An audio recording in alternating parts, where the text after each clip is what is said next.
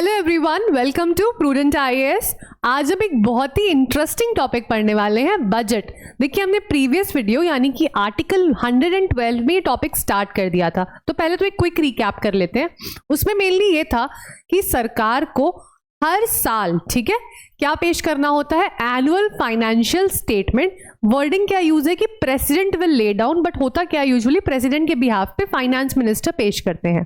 अब ये एनुअली होता है, इसकी डेट कोई फिक्स नहीं है, लेकिन यूजुअली ये 1 फरवरी को लाया जाता है। हमने देखा जो वर्ड है बजट, ये कहीं भी मेंशन नहीं है।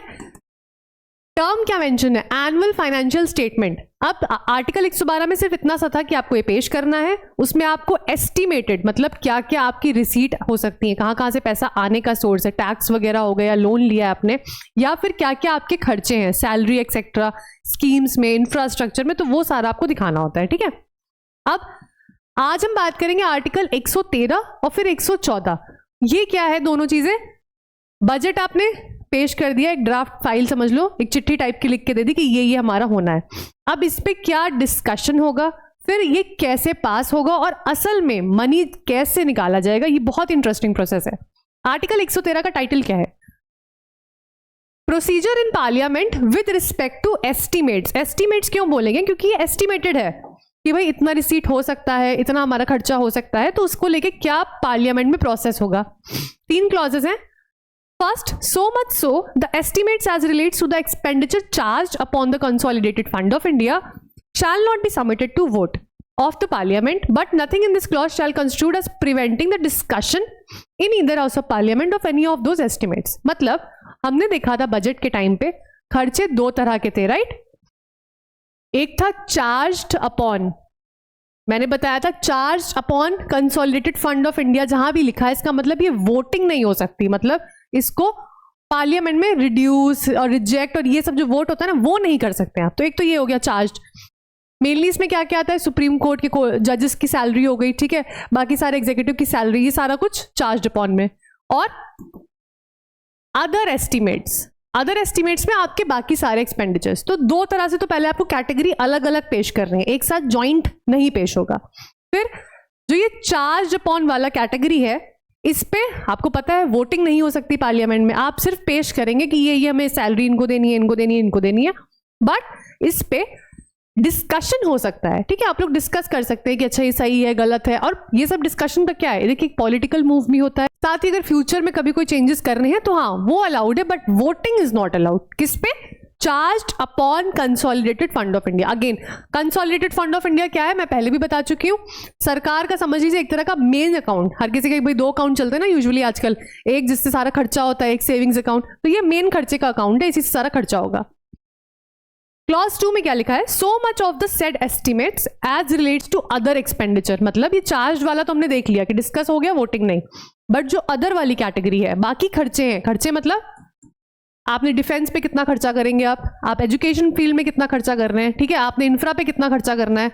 अब पैसा तो चाहिए ना सरकार को, सड़क बनानी है। तो जो अदर एक्सपेंडिचर है shall be submitted in the form of demand for grant. Demand for grant simple समझिए, वर्ड बाय वर्ड डिमांड कर रहे हैं कि ग्रांट करिए। क्या ग्रांट करिए? हमें पैसा दीजिए। आप कहां से? कंसोलिडेटेड फंड ऑफ इंडिया से हमें पैसा दीजिए। तो ये डिमांड फॉर ग्रांट के रूप में आता है to the house of people. यहां पे वर्डिंग क्या है? लोकसभा, राज्यसभा में नहीं आ रहा है। And house of the people shall have the power to. अब अगेन पावर जब हम पढ़ते हैं with respect to Lok Sabha, Rajya Sabha, money bill एक हो गया बजट। कंपैरिजन नोट करते चलिएगा। क्या कर सकता है? असेंट कर दे कि ठीक है आपने हमसे इतना पैसा मांगा, डिफेंस के लिए अलाउड, एजुकेशन के लिए ठीक है, या फिर बोलेंगे रिफ्यूज कर देंगे कि नहीं नॉट अलाउड जब वोटिंग होगी, ठीक है। या फिर किसी भी डिमांड पे क्या कर सकते हैं कि मतलब इसको रिड्यूस कर सकते हैं कि आपने अगर हमसे सपोज 100 रुपए मांगे हैं लेट्स से, तो हम आपको 80 देंगे, 100 नहीं देंगे। अगेन यहां पे एक इंपॉर्टेंट टर्म आता है, अगर आपको डिमांड को रिड्यूस कर रहा है, यानी 100 रुपए आपसे मांगे गए और आपको 80 देने हैं, तो इसके लिए एक मोशन चलता है जिसे कहते हैं कट मोशन। अभी के लिए इतना ही जान लीजिए, हम सारे मोशंस को डिटेल में अगेन पढ़ेंगे बाद में। कट मोशन में क्या होगा कि पैसे रिड्यूस करने की बात हो रही है, ठीक है। 3rd क्लॉज में क्या होगा? No demand for a grant shall be made except on the recommendation of the president. Again अब ये डिमांड फॉर ग्रांट किस चीज के लिए आती है? बाकी एक्सपेंडिचर के लिए, है ना। चार्ज वाला तो फिक्स है, सैलरी इनकी ये जानी है, इनकी इतनी जानी है, वो सारी चीजें तो फिक्स हैं। जो ये चीजें हैं ये रिकमेंडेशन ऑफ प्रेसिडेंट। अब बहुत से बच्चे सोचते होंगे कि भाई prior recommendation of president, recommendation, ये क्यों, इसका क्या रोल है? तो एग्जीक्यूटिव का भी एक इंपॉर्टेंट रोल रहे लॉ मेकिंग में, ठीक है। कंसीडरिंग हमने बात करी थी प्रेसिडेंट सिर्फ एक रबर स्टैम्प पोस्ट नहीं है, उनको भी इक्वली पार्लियामेंट का पार्ट माना गया है, इसलिए रिकमेंडेशन होगी प्रेसिडेंट की। अगेन प्रैक्टिकल में तो देखा जाए फॉर्मेलिटी ही है ना, बट कॉन्स्टिट्यूशन ने इस बात का ध्यान रखा है कि प्रेसिडेंट भी एक इंटीग्रल पार्ट रहे पूरे प्रोसेस का। अब आर्टिकल 114 अप्रोप्रिएशन बिल, पहले हम ये पढ़ लेते हैं, फिर हम बेसिक डिफरेंस देखेंगे 113 114 में क्या है। वो है, सबसे पहला स्टेप है 112। 112 में बजट पेश किया जाएगा, किस तरह से? 2 तरह के कॉलम होंगे, चार्ज अपॉन और अदर एक्सपेंडिचर। 113 में आप डिस्कस करोगे, किसे डिस्कस करोगे? चार्ज अपॉन को।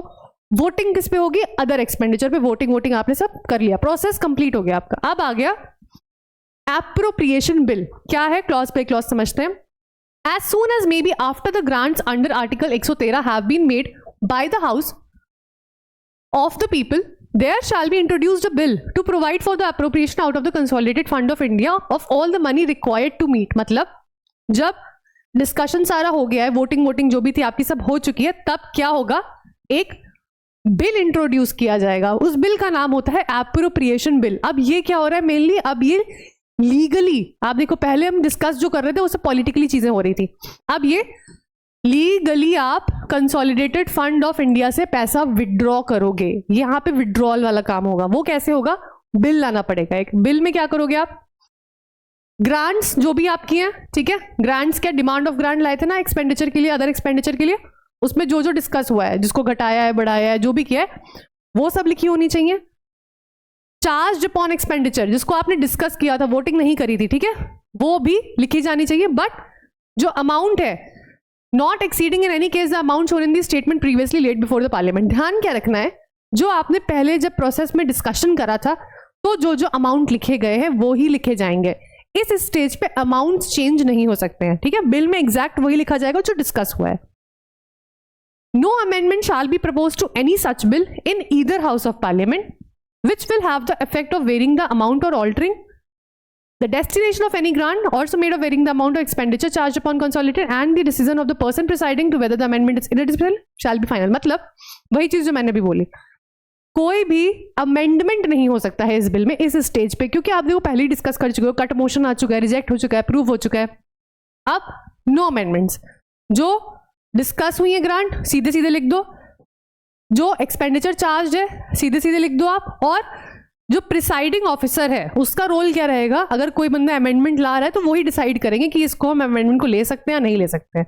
अब कुछ ऐसे अमेंडमेंट्स हो सकते हैं जो अमाउंट को ऑल्टर ना करें। मतलब हमने आपको 100 रुपए मांगे थे, ठीक है, आपने हमें डिस्कशन करने के बाद में 80 रुपए ग्रांट किए।